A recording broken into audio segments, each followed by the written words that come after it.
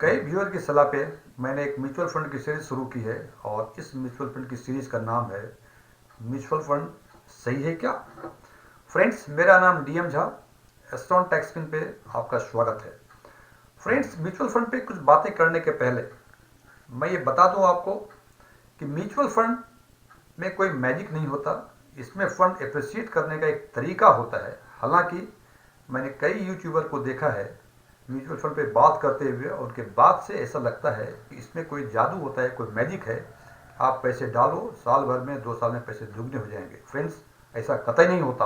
हो सकता है कि साल भर में पैसे दुगने हो जाएं, it is just a chance, but normal course में ऐसा नहीं होता। इसका एक सिस्टम है और इस एपिसोड के लाने का पर्पस ये था, वो सिस्टम को जाने, उसके म्यूचुअल फंड को डिसएडवांटेज को भी जाने बिफोर इन्वेस्टमेंट।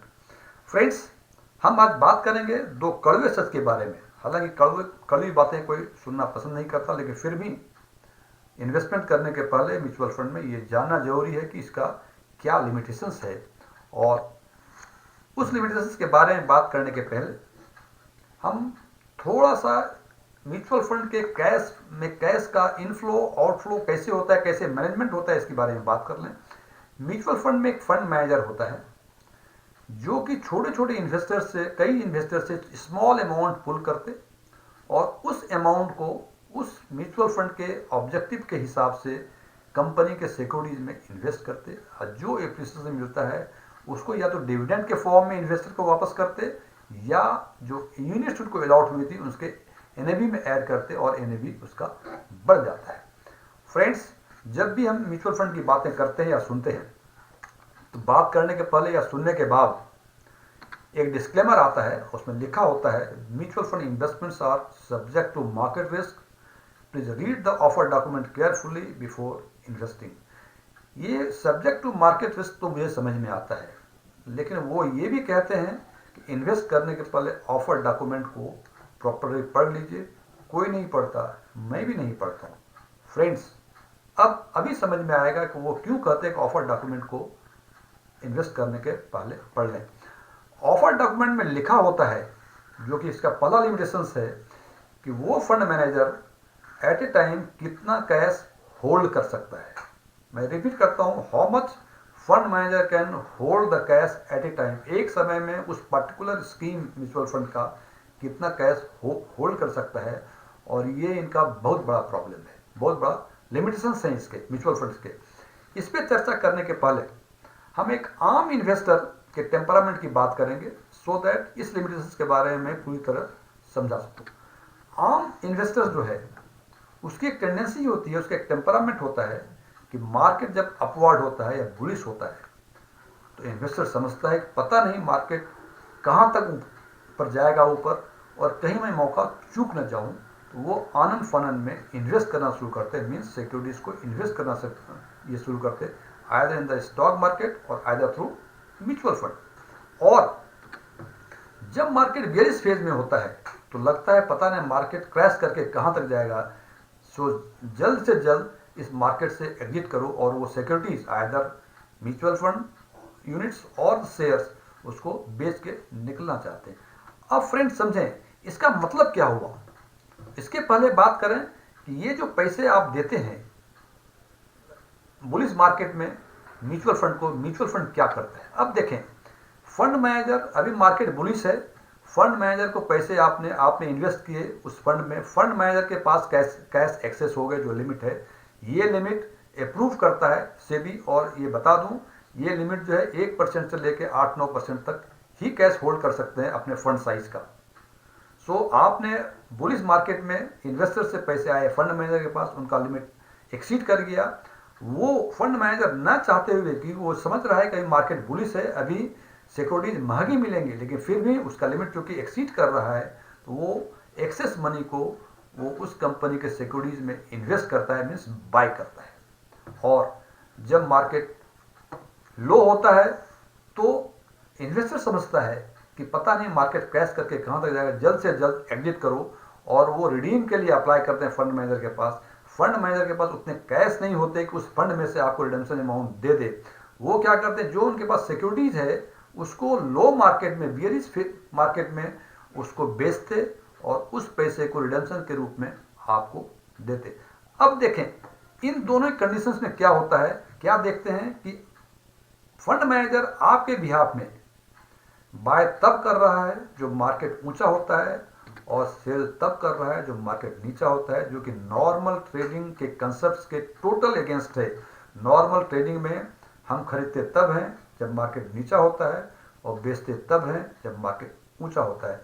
तो सबसे बड़ा लिमिटेशंस फ्रेंड्स म्यूचुअल फंड की सब एक लिमिटेशंस ये है। अब बात करते हैं सेकेंड लिमिटेशंस के बारे में। And second limitation is handling of big money. ये सुनने में बहुत अजीब लगता है, हैंडलिंग ऑफ बिग मनी, क्या प्रॉब्लम्स है फ्रेंड्स।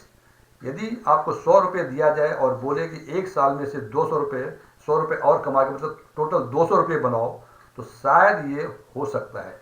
लेकिन यदि आपको बोले 10 लाख रुपए दे, आप बोले कि एक साल में इसको 15 लाख बना के दिखाओ, तो ये थोड़ा मुश्किल है। जबकि 100 से 200 बनने का मतलब 100% एप्रिसिएशन और 10 लाख से 15 लाख बनने का मतलब 50% एप्रिसिएशन। देखते हैं 100% एप्रिसिएशन हम अचीव कर पा रहे हैं, लेकिन 50% एप्रिसिएशन हम अचीव नहीं कर पा रहे हैं।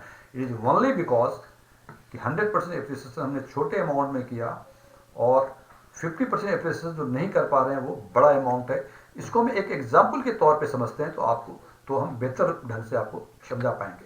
फ्रेंड्स मान लें कोई म्यूचुअल फंड है जिसका फंड साइज 10,000 करोड़ है, और ये सब जानते हैं, फंड मैनेजर भी जानता है, हम भी जानते हैं कि ग्रोथ पोटेंशियल्स हमेशा स्मॉल कंपनी में ही होती है। बड़ी कंपनियों में ग्रोथ पोटेंशियल्स नहीं होती है, उनका कंसिस्टेंट रिटर्न होता है लेकिन ग्रोथ का रेट काफ़ी कम होता है। तो फंड मैनेजर हमेशा इस सर्च में रहते हैं कोई छोटी अच्छी कंपनी मिले जिसमें पैसे वो फंड के पैसे इन्वेस्ट करें। मान लीजिए आपके फंड मैनेजर ने एक स्मॉल कंपनी आइडेंटिफाई की जिसका कैपिटल बेस 1,000 करोड़ है। अब आपके फंड मैनेजर ने 10,000 करोड़ में से 4,000 करोड़ उस स्मॉल कंपनी में इन्वेस्ट कर दिए और उम्मीद कर रहे हैं कि इसमें 18-20% के आसपास रिटर्न आएगा, और फंड मैनेजर की उम्मीद के मुताबिक उनको रिटर्न 20% मिला। फ्रेंड्स देखें 10,000 करोड़ में से 400 करोड़ उन्होंने इन्वेस्ट किया स्मॉल कंपनी में जिसका अर्निंग 20% था, और 9,600 करोड़ जो बच गए थे वो उन्होंने लार्ज कैप कंपनी में इन्वेस्ट किया जिसमें कंसिस्टेंट रिटर्न है, थोड़ा ये रिटर्न कम है, वो 9% के हिसाब से। मैं एग्जांपल दे रहा हूँ।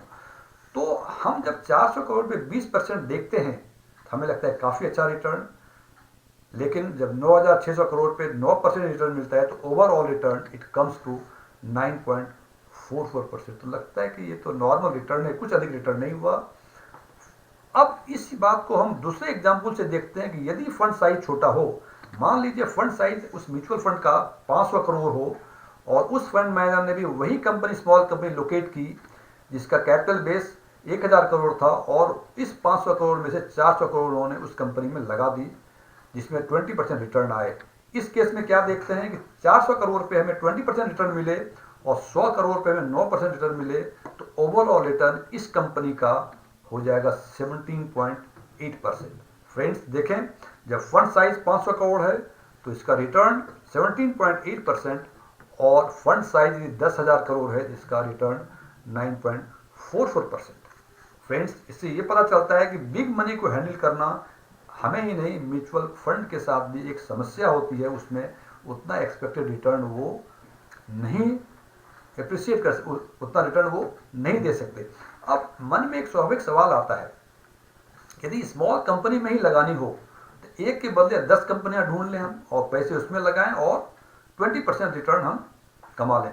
फ्रेंड्स ऐसा नहीं होता, बिकॉज कि जब भी आप कई कंपनियों में लगाएंगे तो ये ओवर डाइवर्सिफिकेशन का मामला बन जाएगा, और जब भी ओवर डाइवर्सिफिकेशन होता है तो वो फंड हाउस कभी भी बेंचमार्क इंडेक्स या तो वो निफ्टी हो या सेंसेक्स हो उसको आउट परफॉर्म नहीं कर सकता, वो हमेशा उसके नीचे ही रहेगा जो कि नॉर्मली 9 से 10% का होता है।